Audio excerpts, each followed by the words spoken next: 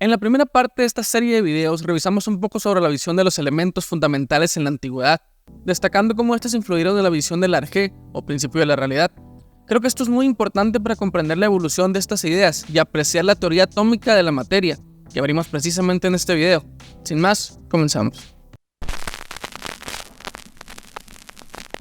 La teoría atómica de la materia surge históricamente en dos sitios a la vez y con pocos años de diferencia. Sin embargo, no sabemos bien si realmente tuvieron influencia la una sobre la otra, por lo que se toman como pensamientos independientes. Tenemos por un lado la versión griega al estilo mecanicista de los griegos, mientras que la hindú más decantada hacia la teleología. Por el lado de los griegos, Demócrito creía que existían infinitas partículas indivisibles, impenetrables, pesadas, eternas, indestructibles y en perpetuo movimiento. Algo curioso es que creía que no existía diferencia cualitativa ni cuantitativa entre los átomos, y que estos solo diferían en forma y tamaño.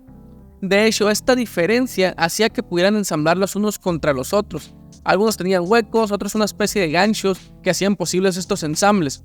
Sin embargo, debemos tener claro que para Demócrito los átomos nunca se fusionan, solo encajan formando cosas. Los átomos de un cuerpo se separan o se ensamblan cuando existe interacción entre ellos, entre distintos cuerpos, ya sea por colisiones o desplazamientos. Para Demócrito, los átomos también tenían formas muy peculiares. Por ejemplo, creía que los dulces tenían átomos lisos y los amargos o agrios átomos punzantes, irregulares o angulares. Creía esto a pesar de que él mismo decía que los átomos no se podían ver y que era el conjunto de átomos lo que sí podíamos ver en las cosas materiales que existen.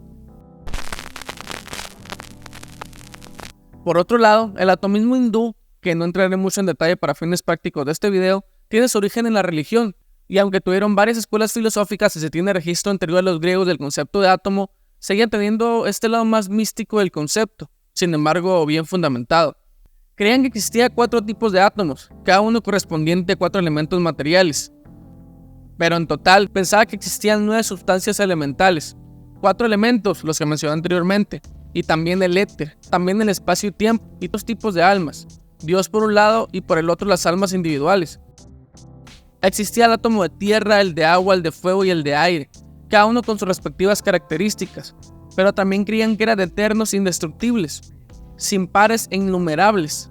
La versión del átomo hindú es sin duda un poco más compleja y extensa, bastante interesante, pero no nos daría tiempo y no vamos por ese camino. Si quieren un poco más de información, no duden dejarlo en los comentarios. La visión de los átomos busca explicar la realidad a través de partículas individuales. Un conjunto de estos átomos crean las cosas visibles.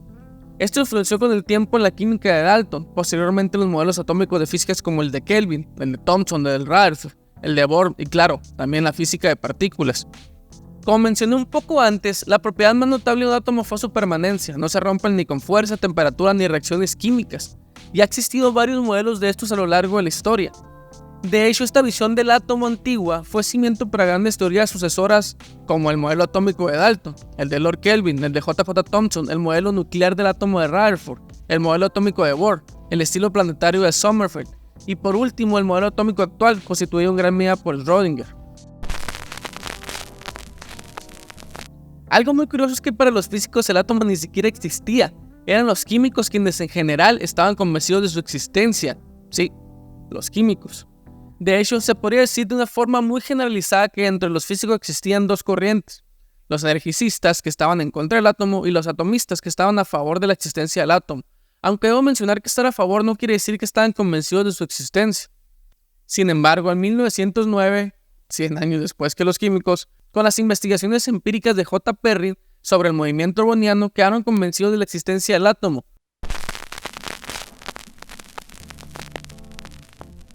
En 1967 surge uno de los primeros modelos atómicos propuestos en la física, al menos históricamente hablando. Fue el modelo de Lord Kelvin, un modelo que teorizaba sobre vórtices anudados estables en un éter. Entiéndase como éter una sustancia que permea todo el universo. Se creía principalmente que por este medio viajaban las ondas electromagnéticas, viajaba la luz. Para mí, muy personalmente se me hace un ancestro del campo de Higgs, en algunos aspectos, pero no entraré en detalles, será para después. Kelvin creía esto principalmente por los estudios de Helmholtz en 1857, donde se demuestra matemáticamente que vórtices circulares eran estables en fluidos ideales, gracias a las ecuaciones de Euler, claro. Creía que los átomos eran vórtices específicos y distintos, no solo siendo lazos simples, sino teniendo una especie de nudos complejos. Esto es muy profundo, es una forma de ver los átomos como un tipo de proceso estable en esta sustancia llamada éter.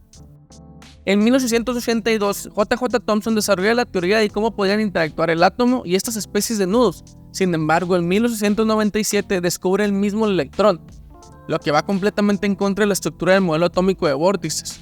Ahora, con este descubrimiento, J.J. Thomson crea su propio modelo atómico, el modelo de pudín de ciruela, donde el átomo es una especie de sustancia positiva que se encuentra incrustado de alguna manera en electrones negativos. Un modelo ya sugerido por Kelvin en 1903, posterior al descubrimiento del átomo, que a su vez fue inspirado por los experimentos de Mayer en 1878, donde imanes tenían un comportamiento específico al estar en conjuntos y ser expuestos a un imán externo, creando figuras distintas según la cantidad de magnetos en el conjunto, creando así una especie de analogía entre este fenómeno, el comportamiento del átomo y la sustancia que los retenía adheridos, pero no pegados entre sí. Para 1911 nace el modelo nuclear del átomo, el modelo de Rutherford. Lo curioso es que este modelo es el que gráfica y visualmente se sigue enseñando en las escuelas, a pesar de estar errado en muchísimas cosas. Este es el primer modelo con un núcleo, de ahí su nombre, y es rodeado por electrones que de alguna manera orbitan, algo similar a un modelo planetario. Sin embargo, cuenta con algunos problemas que llevaron a descartarlo años posteriores. A grandes rasgos, el problema principal de esta teoría es que los electrones están cargados y emiten un campo electromagnético, obviamente cuando giran alrededor del átomo, pero eso haría que estos perderían energía colapsando en el núcleo del átomo, lo que prácticamente permitiría que no existiera nada, y como si existimos, creo, sabemos que este modelo estaba errado. Falta hablar del modelo atómico de Bohr. Sin embargo, para eso tenemos que hablar del efecto fotoeléctrico, un fenómeno que, al igual que el colapso del electrón con el núcleo y el llamado cuerpo negro, fueron tres problemas que tenían en jaque los grandes físicos del momento. De hecho, Max Planck en 1900 propone una solución para la radiación de cuerpo negro, y es precisamente esta solución la que introduce el concepto de cuanto, y lo que teóricamente inicia el concepto y el camino por la antigua y moderna física cuántica. Pero antes de hablar de los cuantos, existe algo muy importante para poder unificar todo lo que hemos hablado y lo que hemos visto, y terminar de comprender de dónde salió esta manera de ver el universo. Es necesario pasar por un tema realmente fascinante, algo que parece complicado, pero visto desde las raíces podría ser más sencillo de entender: la dualidad onda-partícula del fotón, la cual veremos en el siguiente video. Y eso ha sido todo por hoy. Si te gustó el video, no olvides darle like, compartir si te gusta el contenido, no olvides suscribirte y nos vemos en la próxima.